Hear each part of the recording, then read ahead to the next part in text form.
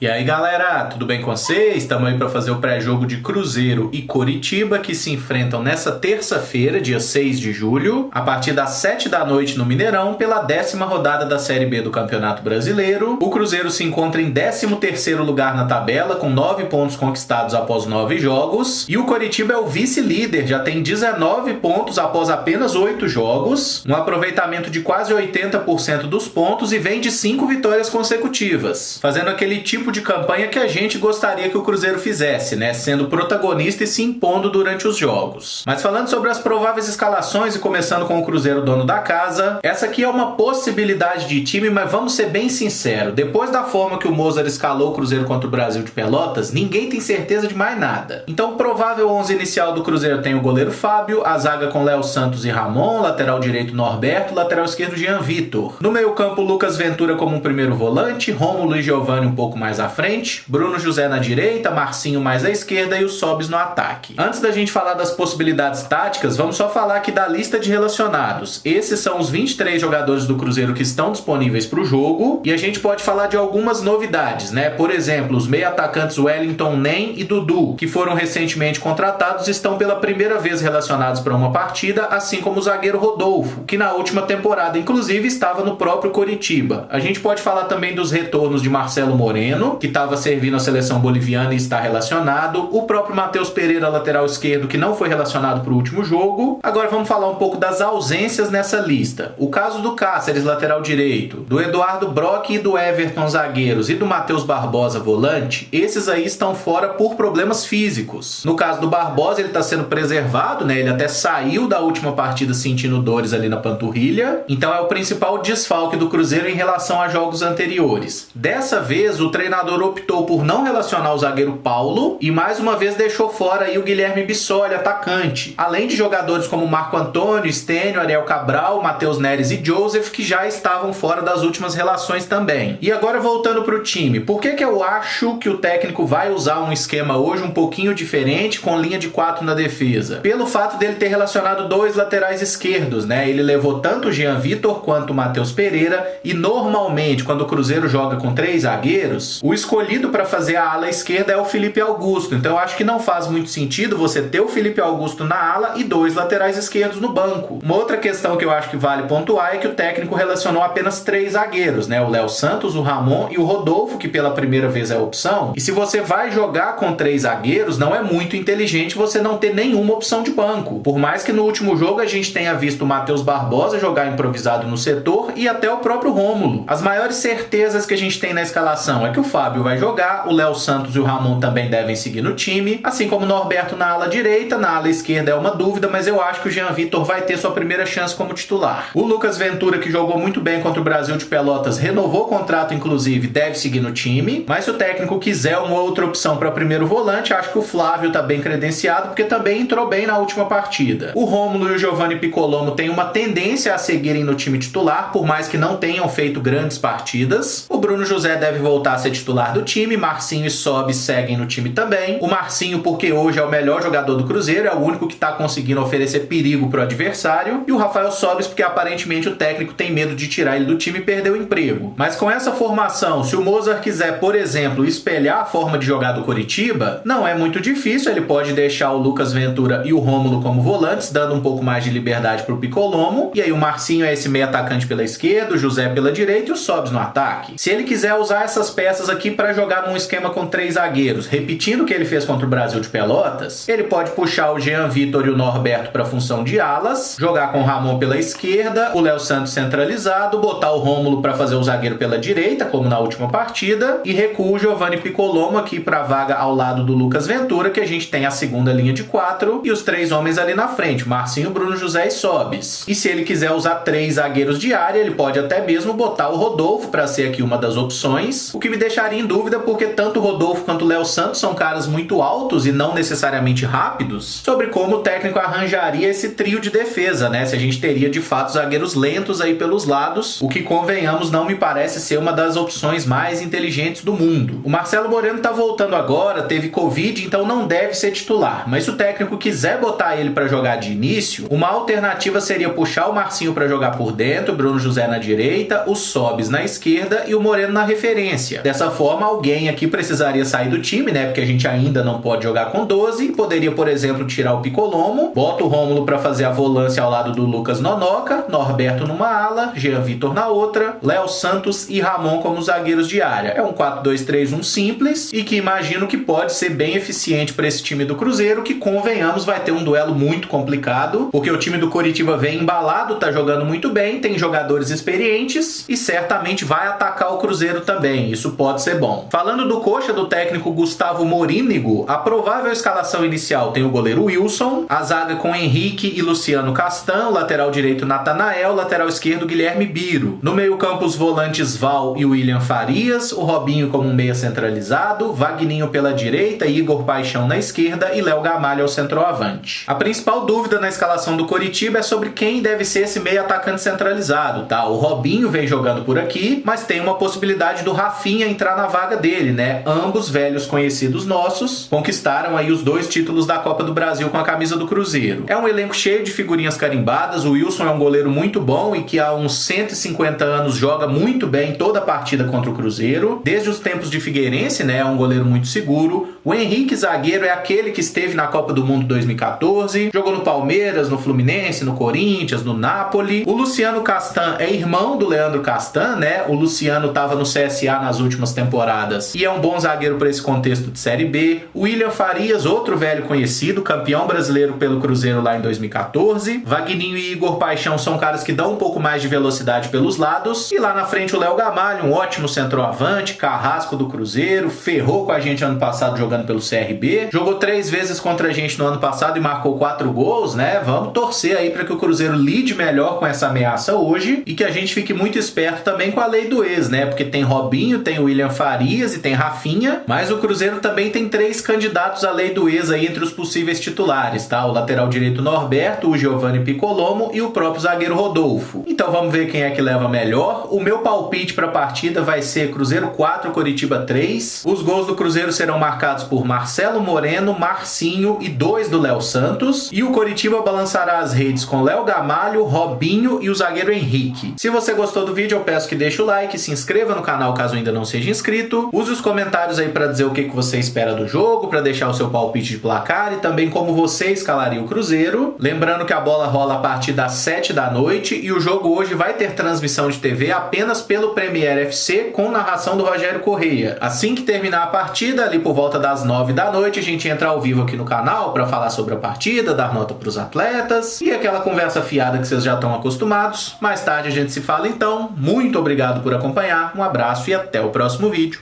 Valeu!